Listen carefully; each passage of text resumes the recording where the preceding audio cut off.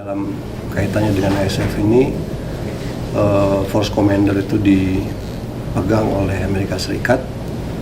Ada 3 Deputy Commander, salah satunya adalah Deputy Commander bidang operasi, dan karena pasukan Indonesia juga merupakan yang terbanyak di sana, maka Deputy Commander operasi ini juga merupakan sesuatu yang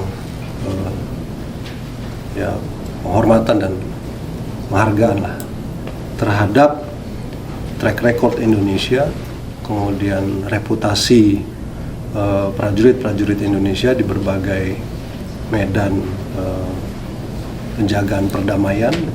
Kedudukan ini juga akan bisa memfasilitasi apa yang menjadi tujuan dan niatan kita mengirimkan pasukan di ISAF. Yang kedua juga elaborasi beberapa hal terkait pertemuan Board of Peace di pagi harinya. Beliau juga menyampaikan apresiasi dan ucapan terima kasih atas komitmen pemerintah Indonesia untuk berpartisipasi di ISAF.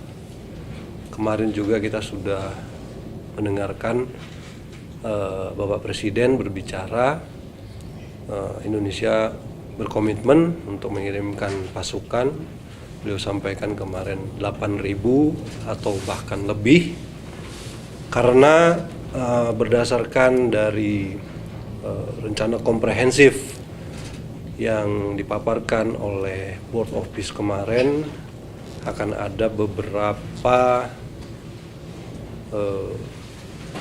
region atau beberapa sektor yang secara bertahap nanti akan dilakukan upaya-upaya penjagaan perdamaian dan partisipasi ISAF ini sendiri.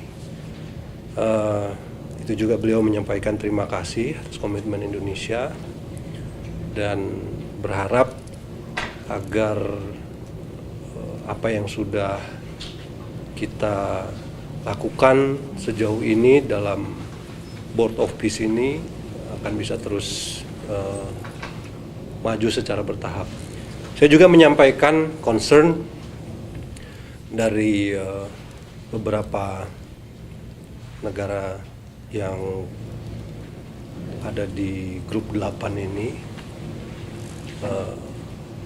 terkait situasi terkini di Palestina dan tepi barat, dan kita semua meyakini bahwa kepemimpinan Amerika Serikat untuk bisa menghentikan atau menyelesaikan permasalahan yang sedang terjadi atau masih terjadi di sana, dan berharap agar supervisi yang dilakukan atau pengawasan yang dilakukan itu bisa membuat apa yang menjadi rencana Board of Peace ini bisa terus berlanjut ke fase berikutnya. Saya kira itu saja, kan tadi setengah jam juga nggak lama. Isi. Soal yang terbaru itu kan kita jadi Deputy Commander. Ya. Sementara banyak yang menilai bahwa Indonesia ini kan tidak punya hubungan diplomatik dengan Israel. Justru menilai banyak risk yang mungkin akan terjadi ke depannya. Sebenarnya tugas sebagai Deputy Commander itu apa sih? Kenapa tidak dipilih negara-negara lain yang punya hubungan diplomatik seperti Maroko, Kazakhstan? Hubungan diplomatik dengan Indonesia dengan Israel. Karena ini kan bukan kaitannya dengan pengakuan ada hubungan atau tidak. Ini adalah pasukan yang ditugaskan untuk, yang mendapatkan mandat untuk menjaga perdamaian, terdiri dari berbagai unsur yang tugasnya intinya adalah menjaga situasi. Nah, saya kira saya juga perlu menjelaskan karena ini juga perlu disampaikan bahwa petunjuk pelaksanaan daripada mandat ISAF ini mengizinkan negara-negara yang berpartisipasi untuk memberikan atau menyumbangkan pasukannya di ISAF untuk memberikan satu batasan yang lebih rigid daripada apa yang sudah dikeluarkan lewat resolusi Dewan Keamanan.